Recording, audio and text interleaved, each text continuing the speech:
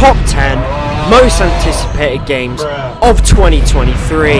Let's get into it. So starting off at number 10, we have Star Wars Jedi Survivor. I played the first one and I freaking loved it. I loved it so much that I even 100%ed the game. That's how much I loved it. I just can't wait for this new one. They're going to expand it a lot more, make it open world, and it's an EA game that's actually good.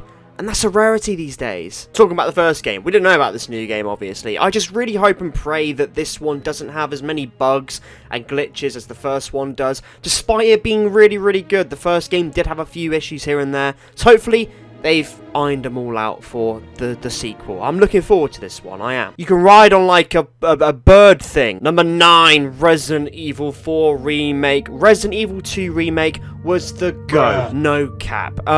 I freaking loved Resident Evil 2 Remake. Resident Evil 3 Remake was a bit meh, honestly. Just wasn't as replayable as RE2. Resident Evil Village was also pretty good, but once again, had the same problem as Resident Evil 3. There was just something missing. But Resident Evil 4 is considered one of the greatest games of all time, honestly, especially survival horror. And if you're someone who loved Resident Evil 8 and you have never played Resident Evil 4, you're going to be in for such a treat. I highly recommend you go back and you play Resident Evil 4 before you play the remake, just to see the differences, because I can guarantee you it's going to be night and day differences. I'm just really excited for this one. Number 8, we have Atomic Heart.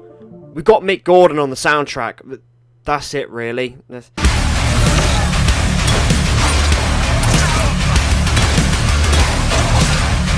I'm just kidding. Atomic Heart looks really, really cool. It's one of those games that I don't think is going to get as much attention as it should be getting, really. It looks like a really interesting take on first-person shooters. It just looks weird and wacky. Yeah, that's all I can say about it. I'm just really excited for it. I've always had my eyes peeled on it since it was first announced a few years ago. So, yeah, and with Mick Gordon on the soundtrack, that's a buy for me. I'm buying it for the game, but I'm going to stay for the soundtrack. Number 7, we have Stalker 2.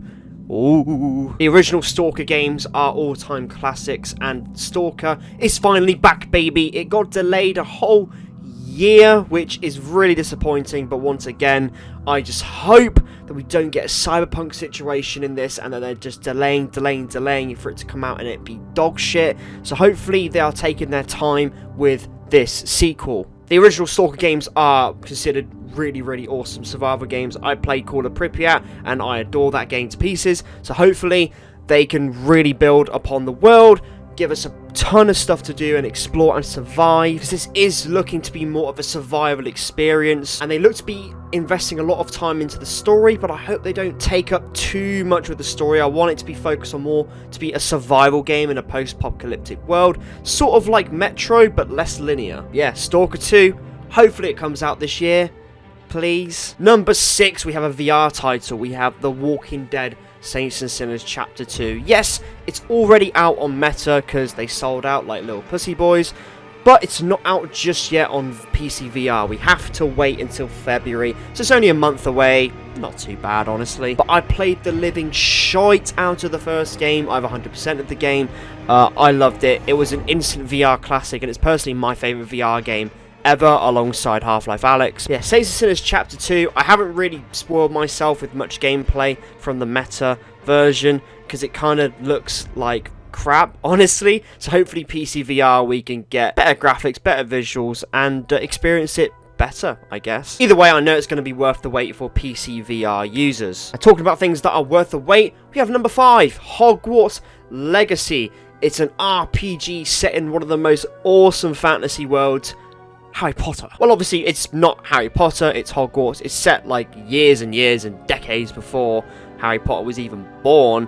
But yeah, Hogwarts Legacy. You get to be in a house, you get to be a student at Hogwarts in an RPG. It sounds pretty cool, and I think it's going to be pretty cool, honestly. My only concern is that if they are going to go down of this sort of like grindy, like kind of looting and that kind of stuff, like drops, leveling up your character, I hope it's not too grindy like a lot of RPGs coming out are. I don't want it to be cookie cutter RPG. I do want there to be some interesting elements, and from the gameplay that I have seen, it looks alright. I guess I have to play the game myself to sort of get the full picture on it, obviously. On Steam, it's currently the top selling game on Steam. It might have dropped down a little bit by now, but currently on Steam as I'm recording this, it's the top selling game at the moment, which you can thank all the Twitter crybabies for that, which, you know, it's basically giving the game free promotion at this point, which is freaking hilarious because they're doing the complete opposite of what they want people to do. But overall, I'm just excited to jump in as a student in Slytherin and wave my wand at random students and put frogs in their mouth. If I can't sabotage a Quidditch game mid-match and completely yeet a kid off their broomstick, I'm refunding the game. I found the source of the ticking! It's a pipe bomb! Number 4, we have Warhammer 40k Space Marine 2. When this was announced at the Game Awards, I flipped my fucking marbles. Like, Space Marine 1 is such a classic game. It's so gritty, violent, gritty. It's Warhammer. What's there not to love about it? Warhammer is such an interesting universe, and I'm so happy that there are more Warhammer titles coming out. Obviously, you've got the Total War games, you've got Warhammer Vermintide, Darktide just released recently, and I freaking love that game. Anything Warhammer, sign me up. I'm not super into the world, I just like the games. I don't look at the figurines and all that. I just love the games and how they're adapted to the lore, which once again, I know very little about, but I just like the universe. I think it's really, really cool. So having another one of these Space Marine games, updated graphics, better visuals, hopefully better gameplay. Yeah, it's looking great from the trailers we've seen. Obviously, we haven't seen much from it.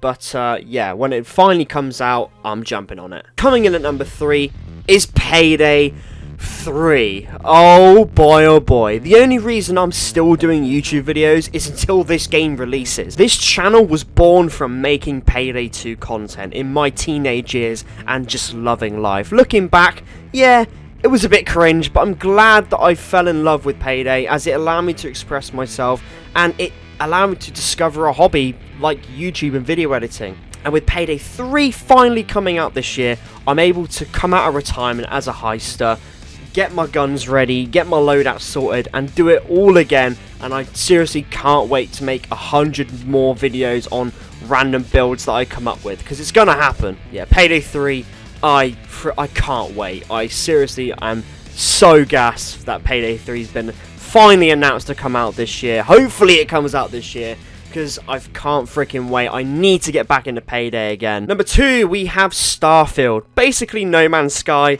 and Skyrim had a baby, and pop, you got Starfield. Although I am looking forward to what Bethesda's next take on open world single player experiences is, I'm also very skeptical. I mean, their recent titles and controversies have proven that they are somewhat on a little bit of a shaky, or a little bit of a downfall, let's say. I'm not saying their business is plummeting or anything, but they really need to deliver a winner here. And as time has proven, they really are good, I'll admit. They're good at RPG games, I guess. But if it's basically Skyrim set in space, I'm already on board. I just hope it doesn't turn into a No Man's Sky situation. They tell a bunch of lies, or have it be a Fallout 76 situation where I don't even need to explain. Goodbye world. Goodbye necks. Okay, we get goodbye it. Body. Goodbye heads.